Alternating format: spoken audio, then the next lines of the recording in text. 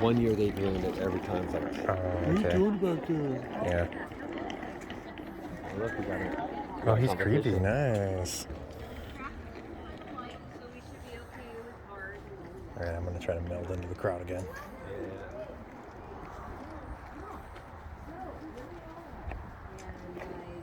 Welcome you on behalf of Rosa's House Storage Inc. nonprofit to this stop on tonight's Ghost Walk.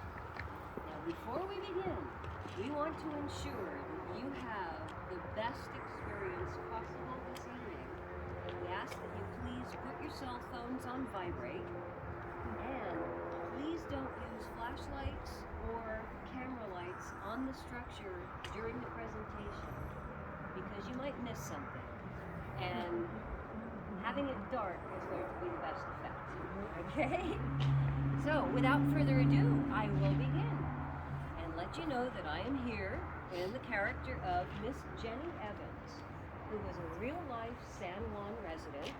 She owned a millinery store right up Polk Street, and it's very possible that she would have known her stylish hat-wearing neighbors, Doña Encarnacion Sanchez at the Crane House, and Doña Imelda Erasma Lugo Rosas of Rosa's House. You're standing in front of a really terrific example of early California board-on-end adobe construction.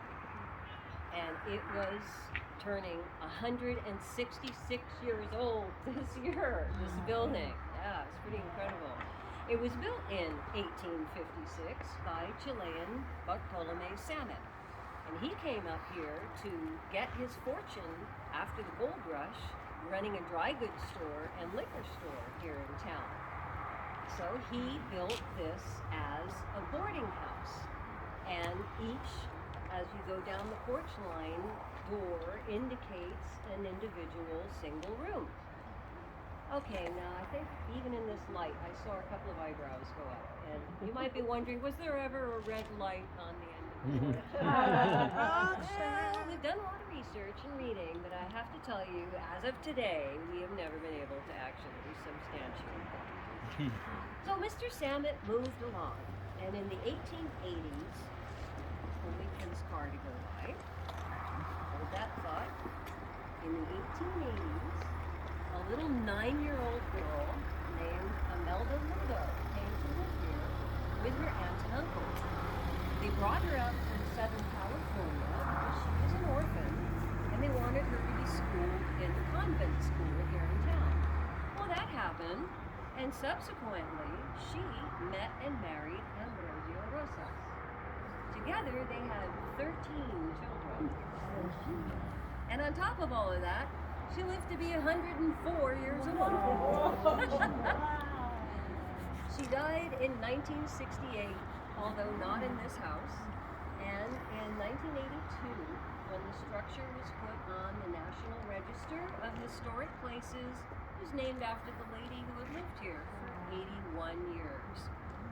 Now, overall, the building has not really been restructured, remodeled, or anything. At one time, a brick fireplace was taken off the end of the building, and in the 1950s, there was an addition placed on the back of the house, and that was basically it. So that brings us to the time frame of the story that you actually came here to hear tonight. We're going towards the early 1970s. A lady by the name of Glenda Alatorre was here, and she was a parishioner. She ran the Mission Gift Shop, and she also had a hairstyling business. As a matter of fact, she rented that back little extension room as her salon. Well, she loved her job. She loved her clients. She loved coming to work every day. But there was one thing that never made her... Well, I guess. Okay. One thing was, she never felt completely comfortable being here alone. So she would always bring an assistant with her. Well, sure enough, the day came, and she got a phone call late at night, and it was one of her clients saying, "Oh my God, we've had a family emergency. see, I have to leave first thing tomorrow. Could you please do my hair in the morning? Well, it was late and she knew she would be able to call somebody to come in and be with her, but she relented and she made the appointment. So the next morning, she comes here.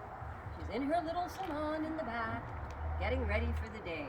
She's setting out her combs, and she's setting out her brushes, and she's setting out her scissors. And she has brewed a pot of coffee and was reaching for a cup when she just couldn't shake the feeling that somebody was watching her. So she gathered up all the gumption she had to turn around, and she came face to face with the apparition of a young woman, half of her torso floating in midair, wearing a delicate vintage nightgown, just floating in front of her. Well, Glenda let out a scream.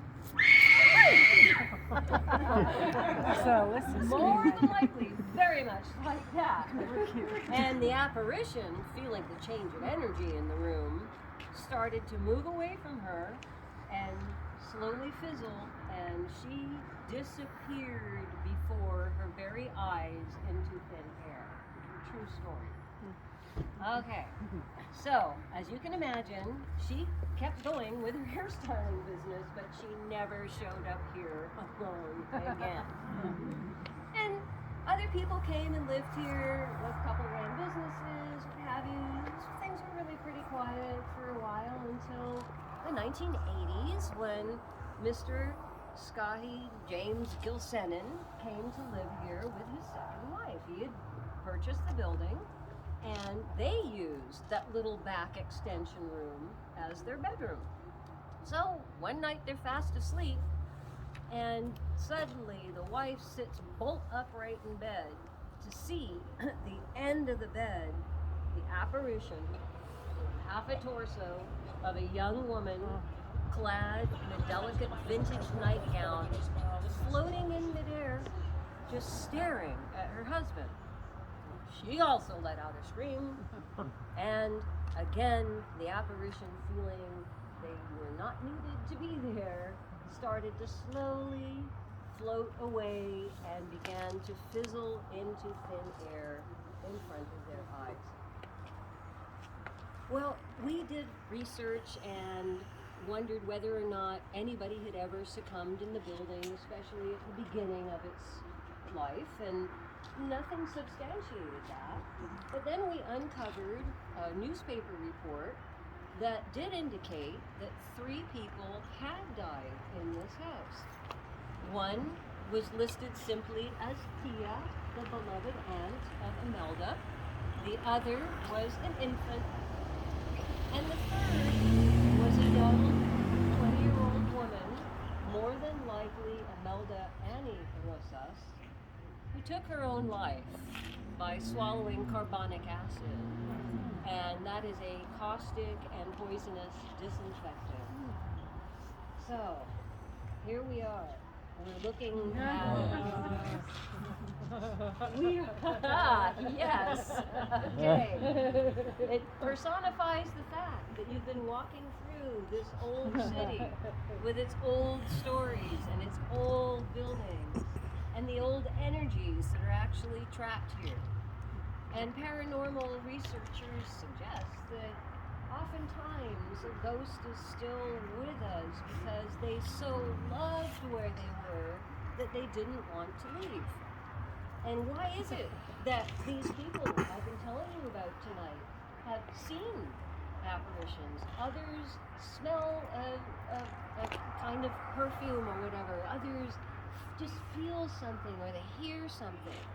And that can also be because this entity that is trapped is still radiating its waves of energy and may have met with either a tragic or a violent end, and they're trapped in the plateau.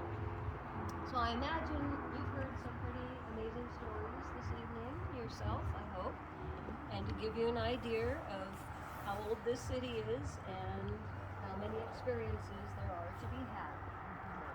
We are a nonprofit group, and we love to do things like this, put on fundraisers, find fun and unusual ways to share the history of San Juan Bautista with you. And as a membership organization, if anybody feels that they might want to do something like contribute $25 to a membership and be part of the Rosa's House group, then I have brochures here that you can take as you're leaving.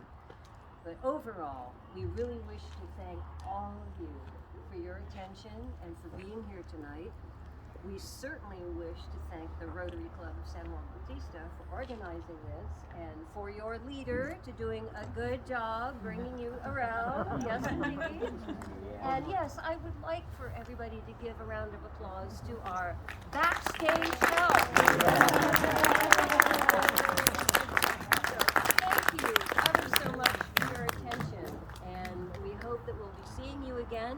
New places get added every so often. And new people come to say hello. This is a special appearance. Yes. Thank you. I know. Anybody have a question? Any information they want to? Everybody good? Yeah? Okay, thank you. Have a fantastic evening. Happy Halloween. Thank you. I'll just take care of ours. Oh, look at this little dog. It's cute. Well, he's got his uniform on. Happy? Oh, great. Here he is. Oh, boy. Paco Taco. That's Lee.